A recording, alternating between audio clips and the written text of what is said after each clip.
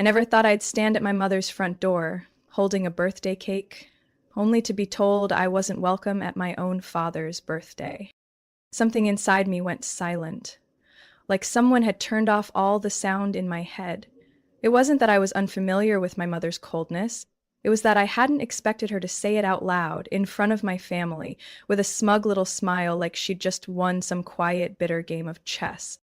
If you've ever had to choose between your dignity and your family, leave a comment, hit like, share this story, and follow the channel so you don't miss what comes next. My name is Lily Matthews. I'm 30 years old, a financial planner living in Portland, Oregon. As the youngest in the family, I was always the one quietly organizing things, patching over conflicts, smoothing rough edges. I'd spent over 2 years saving up to plan a special trip for my dad's 65th birthday, a man who taught me how to change light bulbs, read history, and stay calm when the world turned its back. And now, my mom, Celeste, looked me dead in the eye, colder than a February morning here, and said, "We've discussed this. You shouldn't attend your father's birthday party." There was no anger in her voice, no hesitation, just a command, delivered as casually as if I were a delivery person who rang the wrong bell. I looked at her, her hair pinned neatly back, cardigan buttoned to the top. Behind her in the living room, I heard my sister Hannah and brother-in-law Brandon laughing. They were taping up banners, unpacking balloons, arranging flowers in crystal vases I knew by heart. They'd belonged to my grandmother. No one turned to look at me. I set the cake down on the small table near the entry, dark chocolate, white frosting, "Happy Birthday, Dad," written carefully by hand the night before. For a second, I thought I saw my reflection in the glossy glaze. Small, distorted, disappearing. "Aren't you coming in?" my mother asked, voice still feather light. "Why am I not allowed to be here?" I asked. I tried to keep my tone level, not sharp, but my throat burned like smoke. She shrugged. "Your Italy idea stressed everyone out. We just wanted a simple celebration at home with family and friends. You kept pushing that trip. It was unrealistic." "I spent 2 years preparing it," I said. "That trip was Dad's birthday wish. He told me." She laughed softly. "He was just being polite. You really think everyone likes traveling? Men his age just want peace and quiet, not fancy itineraries or extravagant gestures." I gripped the strap of my purse tighter. I remembered Dad poring over maps of Tuscany, practicing the names of little hillside towns. He wasn't faking, but apparently that didn't matter to Mom or anyone siding with her. I turned to Hannah, who had just come out of the kitchen with a tray of dishes. She looked past me like I was no one. "You knew about this?" I asked. She didn't answer right away, just set the tray down and said quietly, "Mom thought it'd be less complicated." "I'm the complication?" I laughed, short and dry. "Because I wanted Dad to have the birthday he dreamed of, I'm the problem?" "Lily, let's not blow this out of proportion," my mom interrupted. "Everything's already arranged. We don't want more disruption." "I guess I'm not part of we." No one responded. I nodded, picked up the cake box, and stepped outside. The winter sun was already dipping low, light cutting through the frosted glass and onto my hand. I didn't feel angry. Not the way I expected. The clearest feeling was hollow, like I'd just been erased from the family photo. I drove home in silence. The radio played a wordless jazz tune, the saxophone winding like a soft reminder. Something gentle still existed, even when unspoken. I parked outside my apartment and opened the email to cancel the Sienna villa I'd booked, a 4-bedroom farmhouse overlooking vineyards. I'd even planned to FaceTime the owners to apologize, but my hand hovered. I called Dad. 3 rings, then voicemail. I left a message. "Dad, I hope you have a really great birthday, even without me. There's a lot I haven't said, but I think maybe it's time for you to see for yourself. Happy birthday." I hung up, then transferred $48,200 from my Italy account into personal savings. When the screen flashed "Transaction completed," I stared at the number like it was a dead memory. I thought that was the end. I didn't realize it was just the beginning. I got back to my apartment around 6 p.m., that dusky spring chill Portland wears like a habit. Still cold, but the air smelled faintly damp, like soil waking up. I hung my coat, slipped off my shoes, and went straight to the kitchen. Not hungry, not thirsty, just cold in the center of my chest. Images looped in my mind, Mom's folded arms, her tight lips, Hannah looking away, and Dad? Nowhere. That house didn't feel like mine anymore. I pulled a soda bottle from the fridge and drank straight from it, the cold running sharp down my throat to burn off something nameless and raw. As a kid, I was always the one in the background. Not because I was shy, but because I learned early that this family didn't like voices that asked for too much. Hannah was the storyteller. People listened when she spoke. I got praise when I stepped aside. One year, my birthday fell during Hannah's exam week. Dad still baked the cake and sang, but Mom just left a card under my pillow. No candles, no greetings. I didn't feel sad. I felt guilty for distracting her. Hannah was the class president, cheer squad captain, best smile in the yearbook. Me? I held the camera. I liked seeing others happy. But the older I got, the heavier it felt, being the background. I remember one night when I was 15, Dad took me out to the yard to teach me how to reverse park. "Your mom said I should let Hannah go first," he said, hands on the wheel. "But I think you'll pick it up quicker." He didn't say much, but the way he nodded when I braked just right, how he handed me cookies afterward, made me feel seen. That was enough. I chose finance partly out of passion, partly to prove to my mom that I could be successful like she bragged about Hannah. Now, a freelance interior designer. But after graduation, I realized no success would ever be enough for her to be proud of me. The last time I had Dad to myself was last fall. Farmer's market stroll, warm apple pie at Laurelhouse Park. He told me about my grandfather, a Sardinian carpenter who never returned to his homeland. If he were still alive, Dad said, I'd take him to see the vineyards in Montepulciano. That sentence is what started my plan. Every lunch I packed, instead of buying out, was a saved dollar. I canceled my gym membership, skipped 2 beach trips with friends. I didn't tell anyone but Dad, until I thought the others might be happy to join. I was wrong. I sat on the living room floor, opened my laptop, and scrolled back to the villa photos in Siena. Warm lights spilling from wooden windows, a stone terrace, rows of cypress trees. I'd pictured us dining under grapevines, Hannah telling stories, Dad toasting, Mom smiling, and me just sitting there quietly, watching them, feeling full. At the time, I didn't realize the part that hurt the most wasn't being left out of the birthday party. It was that no one seemed to think anything was wrong with it. I opened my phone and searched for Dad's name. His last message was from 3 days ago. Did you book the tickets yet? I'm practicing how to say dove posso comprare vino. I smiled for a second, then felt my throat tighten. I didn't know if he'd still want to go if he found out everyone else wasn't coming.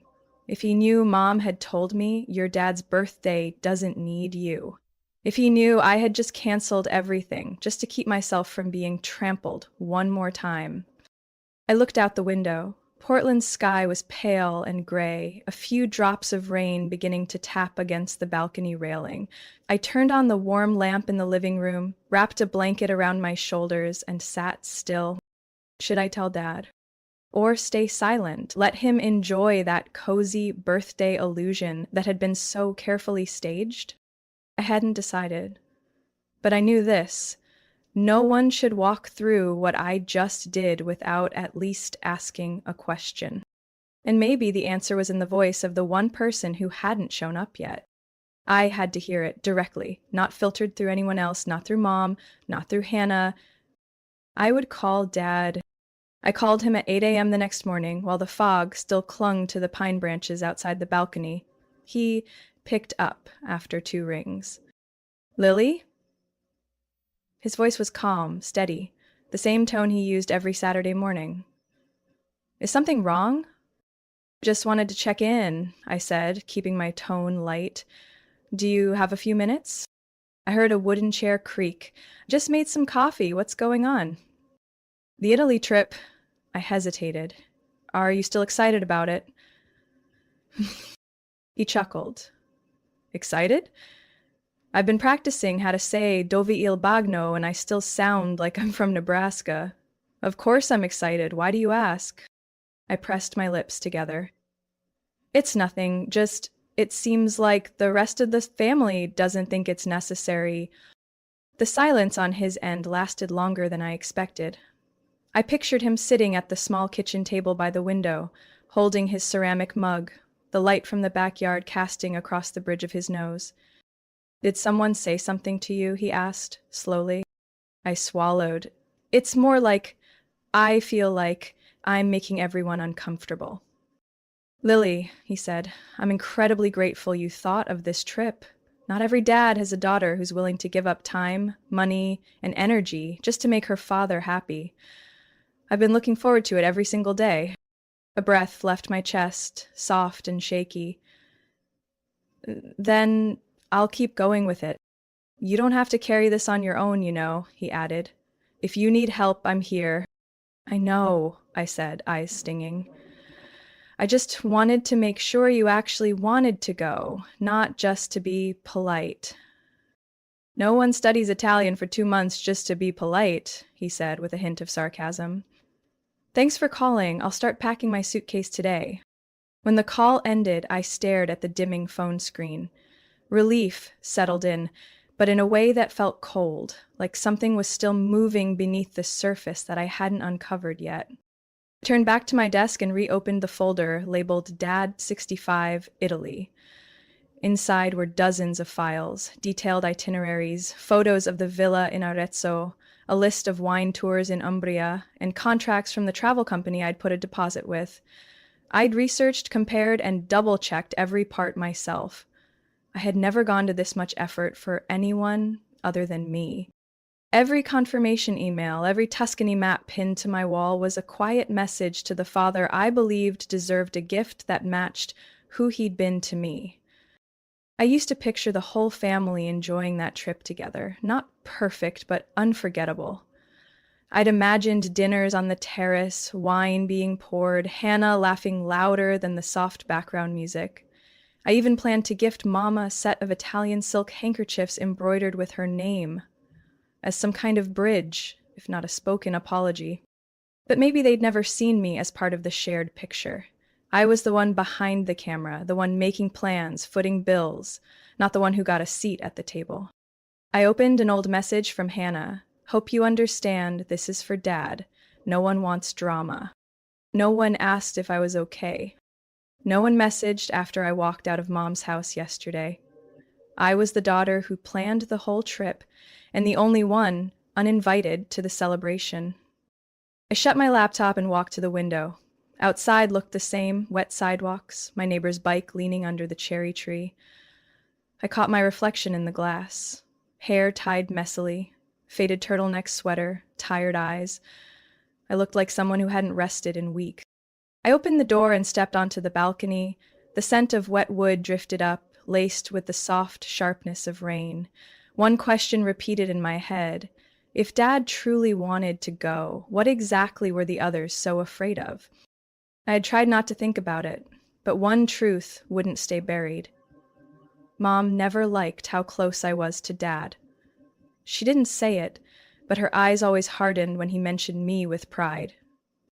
Once, when I came home for a visit and Dad bragged about my promotion, Mom just nodded and turned to ask Hannah about her new design project. I remember her scrubbing the dining table like my success had left a stain on the oak. I used to tell myself, she's just bad at showing emotion, but even personality has its limits. I walked back in, grabbed a blank sheet of paper, and wrote in black ink, if I disappeared from this family, would anyone notice? I wasn't sure, but one person was still waiting for me on the shores of Italy, under red clay rooftops and Mediterranean light. And if I wanted to keep that connection, I had to ask something out loud. Why is Mom so afraid of this trip? Her message came Sunday evening while I was chopping onions for a simple dinner. Soba noodles with vegetables and ginger soy sauce. You free this Thursday? Come home for dinner. Dad will be golfing with Uncle Alan, and I want to talk before you finalize the Italy plans. The way she wrote it, I felt like an employee heading into an exit interview. I reread it 3 times, not because I was confused, but to figure out what part actually mattered. I replied simply, I'll be there by 6. That Thursday afternoon was overcast, wind slashing hard across the Burnside Bridge. I stopped at a nearby cafe and bought a box of chocolate chip cookies, still clinging to the old habit of never showing up empty-handed. The path to their house still had the purple asters we'd planted back in middle school. Now they looked sparse, brittle, and small, like memories left untended for years. Hannah's beige SUV was parked out front. I walked up the steps and knocked, even though I had the key in my pocket. Mom opened the door. White blouse, gray slacks, softly curled hair. She looked exactly like she did 20 years ago. Even her expression was the same. Calm, in a cold, measured way. "Come in," she said, like she was directing a stranger. I set the cookie box on the kitchen island. No one said thank you. There wasn't a trace of food smell in the air. Definitely not a real dinner. The living room glowed with soft lighting, curtains drawn. Hannah was already on the couch. Brandon, her husband, sat beside her, scrolling his phone. Mom took the chair opposite, legs crossed, hands folded neatly on her knee. "Good," she began. "We're all here." I glanced around, feeling like I'd stumbled into a staff meeting for a committee I never signed up for. "We want to clarify the Italy situation," Mom said. "After considering everything, your sister, Brandon, and I all believe the trip isn't reasonable." "Not reasonable for who?" I asked. Brandon chimed in, voice steady and vague as always. "It's a great idea in theory, but realistically, everyone's got work, kids, expenses. No one has the time or budget." "I never asked anyone to come," I said, keeping my tone as even as I could. "It's a gift for Dad, not a group vacation." "And Dad's too polite," Hannah cut in. "You know how he is. He wouldn't say no, even if he wanted to." I turned to Mom. "He told me he's excited. So who's making decisions for him?" "We're protecting him," she replied, eyes still unmoving. "At his age, a long overseas trip is more burden than joy." "He still hikes every month," I said. "He just signed up for a 10K run with his friends, the one you always complain about because he trains too much." "Lily, it's not just about stamina," she said. "It's also about his emotional well-being. He needs stability, familiar faces, people who matter here." I gave a soft laugh, and I guess I don't count as someone who matters. "Don't twist my words," she said coolly. Hannah glanced at Brandon, then back at me. "Here's an idea, Lily. Mom and I are planning a birthday party at the house. We'll invite his coworkers, some old friends, family. It'll be warm and lively. He'll love it." I already booked the villa, flights, wine tours. I said non-refundable. "But that's not the point. The point is whether Dad wants to go." "Then let him decide," Mom said, "once we present all the options." "But he hasn't heard all the options," I pushed back. "He's only heard your side." Silence. Hannah adjusted her sleeve. Brandon reached for a glass of water. Mom leaned on the armrest and spoke, again, softer. "Lily, you always do things your way, expecting the world to fall in line. You never ask if people are comfortable with your plans." "No, I only asked Dad," I said, not breaking eye contact. "And he said yes." Mom stared at me for a few seconds, no anger in her eyes, just something that looked like fatigue mixed with caution, like she'd been waiting for this confrontation for a long time, and now that it was here, she just wanted it over with. "Bottom line," she said, "we're hosting the birthday party at home on the 18th. If you want to attend, you're welcome. As for the Italy trip, I suggest you cancel it." I stood up. "No, I won't cancel unless Dad calls and tells me he doesn't want to go." No one replied. I looked at the 3 faces in the room, hoping for one flicker of doubt, one glance of support. Nothing. I walked to the door. Just as my hand touched the wooden knob, Mom called after me. Just because you think something is good doesn't mean it's right. I didn't turn around, and it doesn't mean it's wrong. I drove home in a soft drizzle. When I pulled up in front of my apartment, my hands stayed on the steering wheel longer than usual. I knew I'd have to call Dad and lay it all out soon. But first, I needed to be sure of one thing. What had they been telling him this whole time? I called Dad Monday morning during his usual walk around the park. 4 rings, then silence. I tried again. Still no answer. This time, I didn't feel worry. I felt suspicion. 3 weeks ago, if I called at this hour, he'd pick up while panting and say, "I'm counting steps," then brag about his step count like a kid waving a perfect test score. I texted, "Call me when you can, Dad. Got an update on the trip." 3 hours passed. Nothing. Not even a read receipt. I stood at the kitchen window, tapping my fingertip against a glass of cold water. Part of me wanted to believe he was busy, but another part, the instinctual part, whispered, "Something is being blocked." I called the landline. The operator said the number was busy. I didn't try again. I let a day pass. Then a second, then a third. No message. No email. By Wednesday night, I got a text from Mom. "We've decided to proceed with the birthday party on the 18th as planned. Everything is going very well. We hope you'll respect the family's choice." Not a single word about Dad. I read that message over and over in the warm light of the kitchen lamp. I pictured Mom in front of her mirror, fixing her blouse collar, choosing her words like she chose her perfume, strong enough to mask anything unpleasant. I put my phone down, pulled out the chair, and sat. The feeling of powerlessness didn't crash over me. It crept up like rising water around my ankles, slow and cold.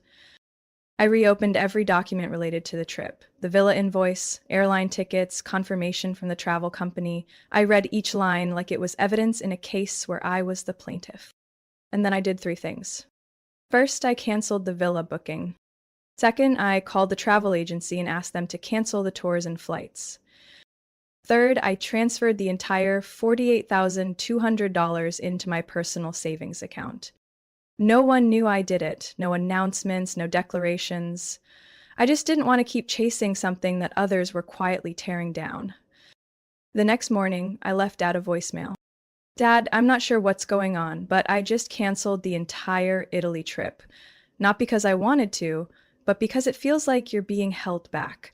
Not by your legs, but by silence. If I'm wrong, just call and tell me. But if I'm right, I'm still here. And I don't blame you."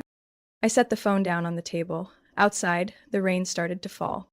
That night, I opened a bottle of Italian wine I had saved for dinner in Montepulciano. The taste was sharp, not quite smooth yet, but still more bearable than the way family can look right through you, like you were never there.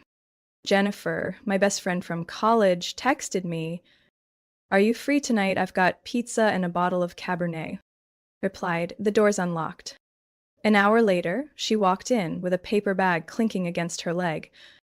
"You look like you got dumped, fired, and lost concert tickets all in one day," she said, when she saw me sitting cross-legged in the living room, wine glass in hand.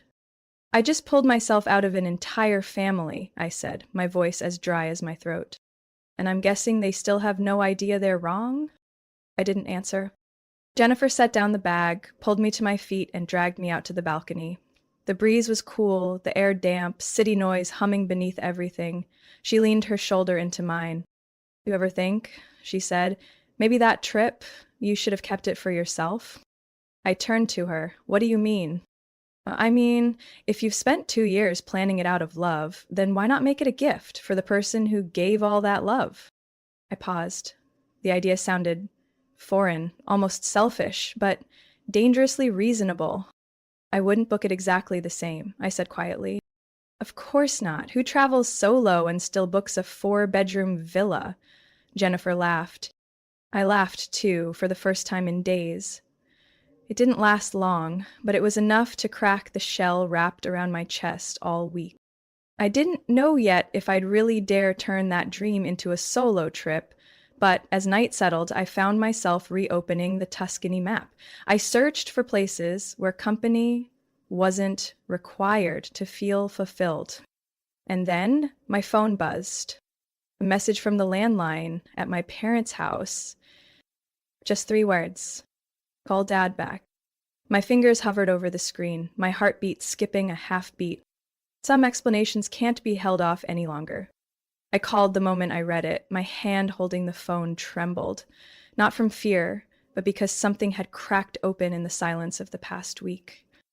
Dad picked up after a few rings. It's me. Just 2 words. His voice didn't carry any dramatic tone, but it wasn't steady either.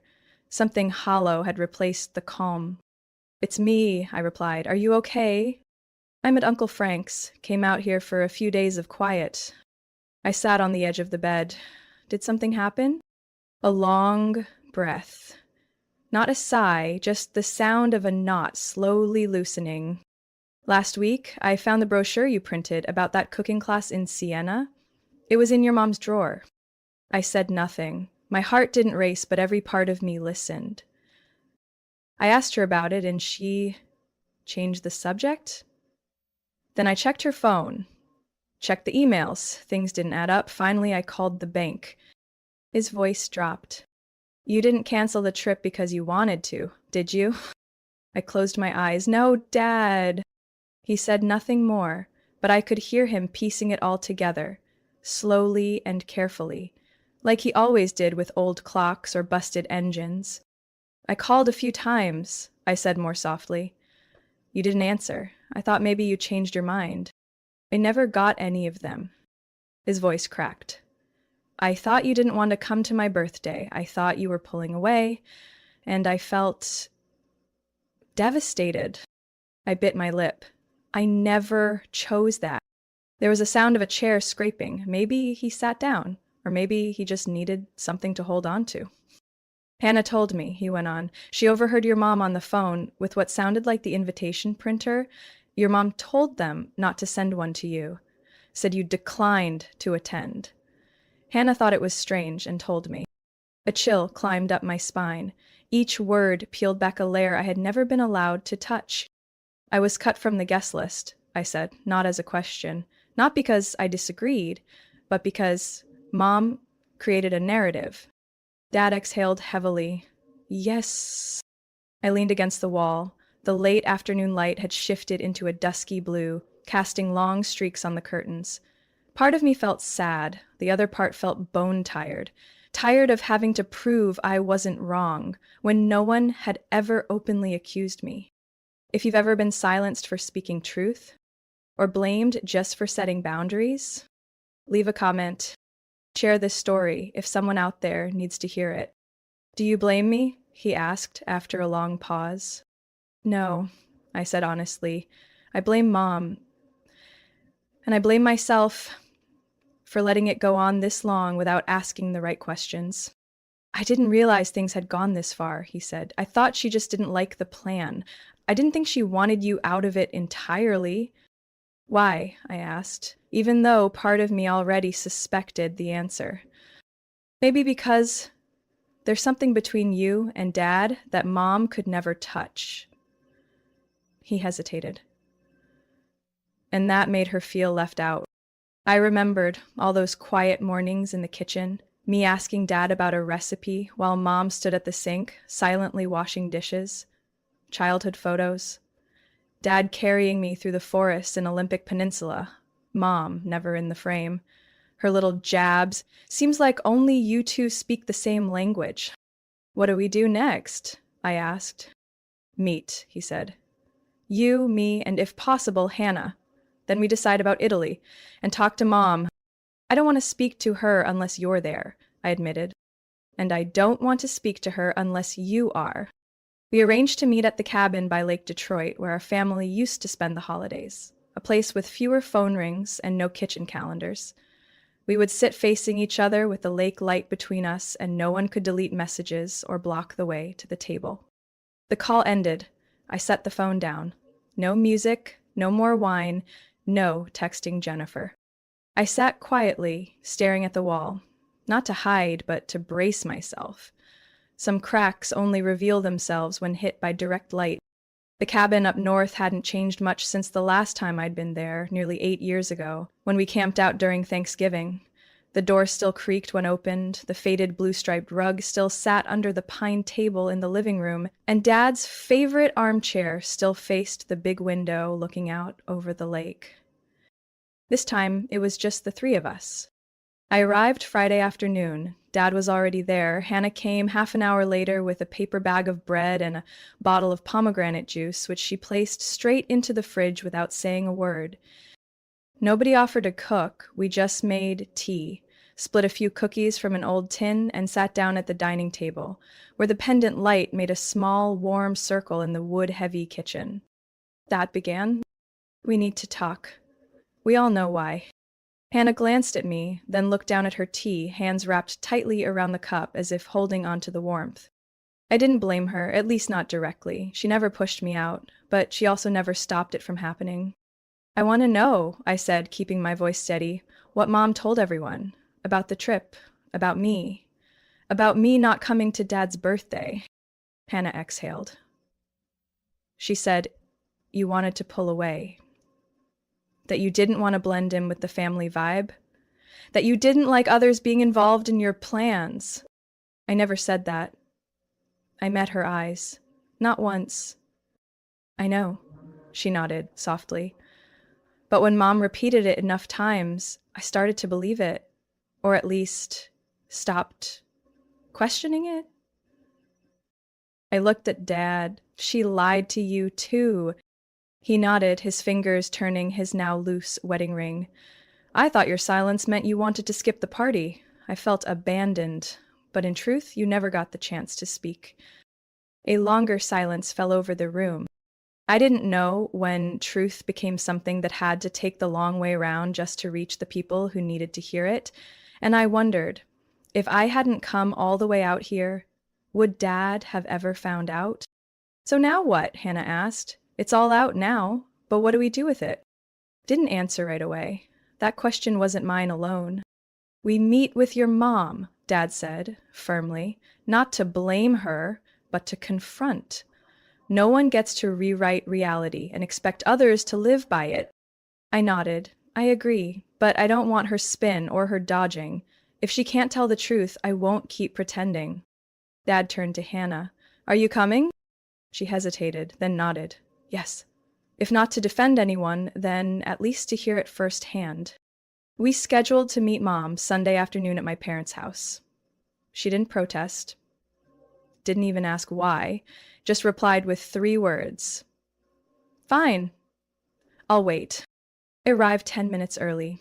Dad parked by the curb, still in his old but pressed gray coat. Hannah sat in the back seat, calm with a wary edge. Mom opened the door just as we stepped onto the porch. She wore a long brown dress and a crewneck sweater. Her face was unreadable, not angry, not worried, not pretending to be happy either. We sat in the living room, the same place that had hosted countless family gatherings, where I always seemed to be the one doing dishes after. "Enough," she said, not confrontational, not welcoming either. Dad looked at her. "I know what you said about Lily wasn't true. You lied. To me, to Hannah, to the whole family." "Why?" I asked. "Why make up a version of me that isn't real?" Mom crossed her arms. "Because I was tired of watching him put you first. For years, I've felt like an outsider in my own home. And your solution was to erase me?" Her eyes reddened. "I just wanted him to notice me, not always see Lily in every decision." "Dad never abandoned you," I said slowly, "but you chose to push me away." "You don't understand," she said. "You have all of him, his attention, his pride, his conversations, the kind I never had. And your way of evening the score was making him believe I bailed on his birthday?" Dad interrupted. "No one in this house is the enemy, but if we keep pretending nothing's broken, these wounds won't close." Mom lowered her head. She had no response. "Do you need help?" Hannah asked. Her voice wasn't cold, nor was it soft, just clear. Mom looked at the three of us. Not a word. Then she stood slowly and walked upstairs. No one followed. We left the house just as a light drizzle began to fall. I didn't feel relieved, but I no longer felt alone either. The truth doesn't heal instantly, but at least it doesn't keep you living in the dark. And Dad was the first to say it out loud. We still have Italy, he said, opening the car door, if you want to go. I looked up at the gray sky, then nodded. But this trip would no longer look like the original plan. 3 weeks after the conversation at my parents' house, Dad and I boarded a flight from Portland to Rome. No send-off, no well wishes from relatives, not a single card from Mom. Hannah sent a short text. Hope you and Dad have a meaningful trip. Don't forget pictures. I didn't reply. Not out of anger, but because what still needed to be said between us had to wait until the distance softened what wasn't necessary. Dad wore the pale blue linen shirt I had given him last Christmas. He didn't say much once we sat down, but when the plane took off, his fingers brushed against mine, a quiet confirmation. We were really going. The Tuscany greeted us with soft light and a breeze drifting through the olive groves. Not loud, not showy, just a calm that made you breathe a little slower. I picked a small apartment in a converted stone tower in the town of Cortona. 1 bedroom, a tiny kitchen, a balcony overlooking the Vineyard Valley, no luxury tub or room service.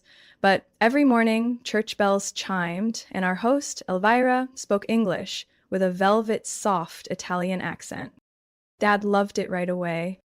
Didn't expect you to find a place with a real Italian espresso machine, he said, watching the slow pour.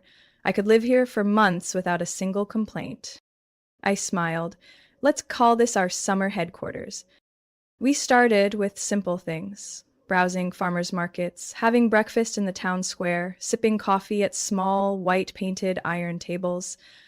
Dad tried speaking Italian to everyone, even though he clearly remembered only about 7 words and 3 phrases, but everyone smiled and answered him with that famously patient Italian warmth.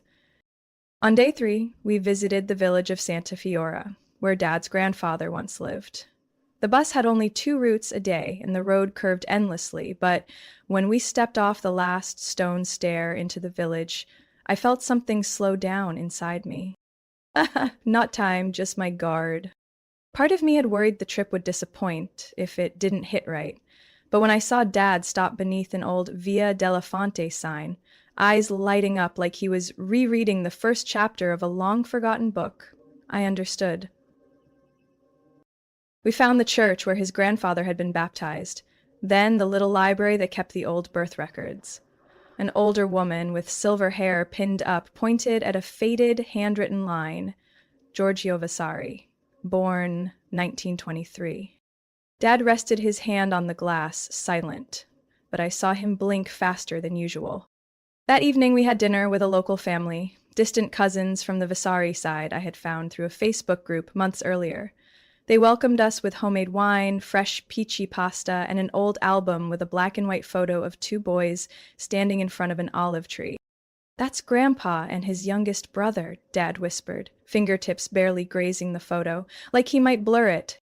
Another evening, we joined a cooking class in Siena, not the one I originally booked, but a smaller one with just 4 people. We learned how to make ravioli from scratch, stuff it with ricotta, and fold each piece with our palms. Dad fumbled with the dough, but his smile was bright. From now on, I'll teach this class back home, he announced, making everyone laugh.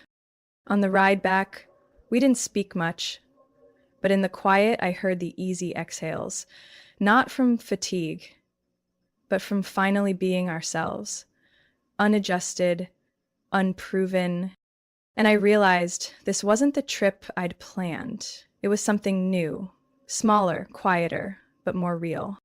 No banners, no invites, no everyone. Just 2 people and a memory being rewritten by hand. On our last night in Cortona, Dad and I sat on the balcony with a glass of wine each. The crescent moon hung low, light spilling like silver glaze across the red rooftops. Thank you, he said, still looking ahead. Not for the plans, for not giving up. I looked at him. You didn't give up on me either. He turned and clinked his glass lightly against mine. We're starting again. Doesn't have to be big, just has to be honest. I nodded, but inside I knew. Part of my life would always be marked by two chapters. Before and after this trip. And once we returned to Portland, someone else would have to face that shift too. We landed back at Portland Airport on a cloudy morning. It wasn't cold, but the wind made me shiver as I dragged my suitcase through the parking lot. Dad didn't say much on the way home, just tuned the radio to a jazz station and tapped along softly to the saxophone. The days in Italy were still vivid in my mind like raw film. Gray cobblestone, the swirl of Italian accents and soft laughter, the scent of olive oil on my fingertips while making pasta, and Dad's eyes, at ease, unguarded. When we got to his house, he parked and paused. You want to come in? I looked at the front door. Same paint. Nothing changed. At least not on the outside. No, I want to rest at the apartment a bit, but thank you. He nodded. Didn't push. Before I stepped out, he added, "My mom called this afternoon. She wants to see you. Just you." I wasn't surprised. My heart just beat a bit slower. Away. She said she started seeing someone, a therapist. No promises, just wants to speak directly. No one in the middle. I nodded. Didn't say yes. Didn't say no. 3 days later, I showed up at her house. The door was already open. She waited in the living room alone. The lighting was soft, the curtains half drawn. A lemon tea sat on the table in front of the chair I used to claim when I lived here. Everything in its place.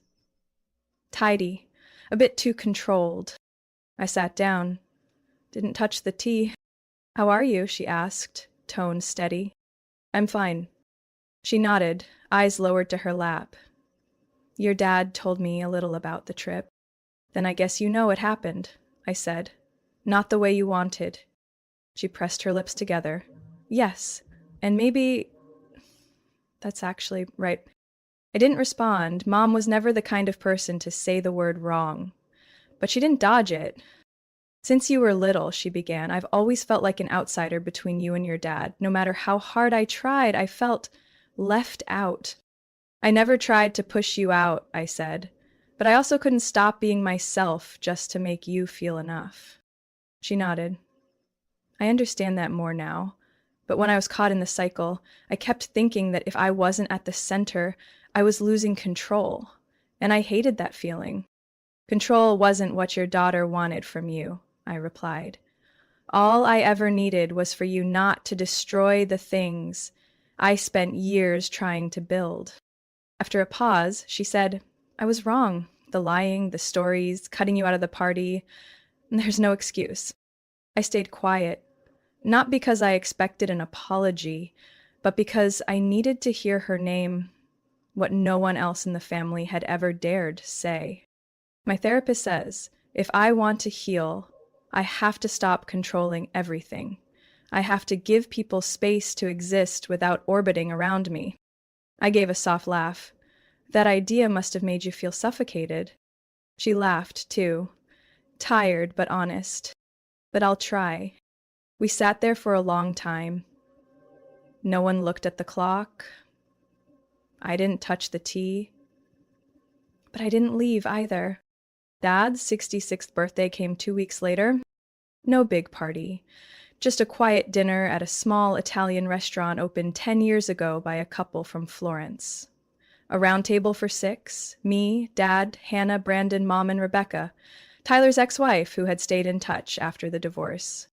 No one brought a card, no one made a toast. But after dessert, Dad raised his glass. His voice was warm and steady, like the rhythmic hammering in the shop class he used to teach. "Thank you all. Not just for being here, but for sitting down, for listening, and for being willing to rewrite the stories we once thought were true." I looked around the table. Mom didn't react, but she didn't roll her eyes, didn't interrupt. She lifted her glass and nodded slightly. As we left the restaurant, Dad and I looked up at the sign swinging between two pots of bougainvillea. He tilted his head. Still prefer Italy? I smiled. They're completely different. But both are necessary chapters, he said. On the drive home, I got a text from Hannah. Next week, Mom and I are going to our first family therapy session. There's room for you, if you're open. I didn't reply right away, but I didn't delete the message either. Because part of me knew some fractures can't be sealed with silence. They only heal when brought into the light. I sat on the back steps, watching the late afternoon sun stretch across the freshly mowed lawn. The scent of mint from the pot Dad gave me in early spring still lingered, light and clean. Inside, I heard Hannah laughing in the kitchen, guiding Mom through the barley salad recipe I once shared. Mom didn't interfere like she used to. She was quieter now, but not with that tense silence I grew up with. It was more like a deliberate pause, as if she was learning to listen with both ears and a heart no longer terrified of losing control. I haven't called this a reconciliation, but I no longer call it distance either. After our third therapy session, Mom spoke up just before we left. Would you want to grab coffee with me sometime? Not to talk things out, just to have coffee? I nodded. We walked to the cafe on Main Avenue. It used to be a little bookstore when I was in high school, where I wrote my first scholarship essay in the corner booth. Now it's an open space, filled with light through big windows. The wind chime on the door still sounds the same. She ordered a flat white, I ordered an Americano. Neither of us added sugar. What do you remember most about our home, she asked, as we sat down. I was a little surprised, but I answered truthfully. The quietest moments, I said. When I'd wake up early in summer, step into the backyard and see Dad reading the paper, you cutting flowers, and no one talking. Just the snip of scissors and the turn of pages. She smiled, a smile that wasn't forced. And here I thought you hated silence, she said. I shrugged. I only hated the silence I was forced to endure, but the real peaceful ones. I keep those close. Rebecca hosted a small gathering at her new house by the river. I was invited, not as an afterthought, but directly. She called me herself and said, "Would you like to come? It'll be a light evening, just 10 people or so. I'm making that grilled shrimp you like." I went and didn't feel like a spectator in my own life. Tyler wasn't there. They hadn't spoken since the divorce hearing. But what comforted me was that no one brought him up, not out of anger, but because they'd stopped letting the past interrupt the present.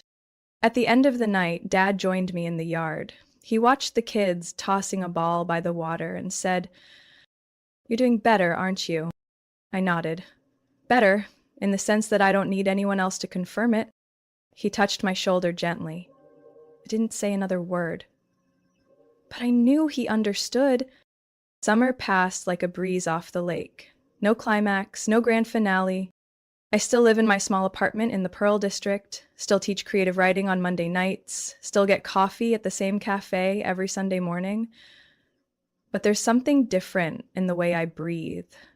Lighter. Not because everything is perfect, but because I no longer shrink to fit someone else's expectations. Mom and I didn't become best friends, but sometimes she sends photos of her garden with notes like, "This one might make a good story." I still keep a safe distance, not out of fear, but because I know now love needs space, too.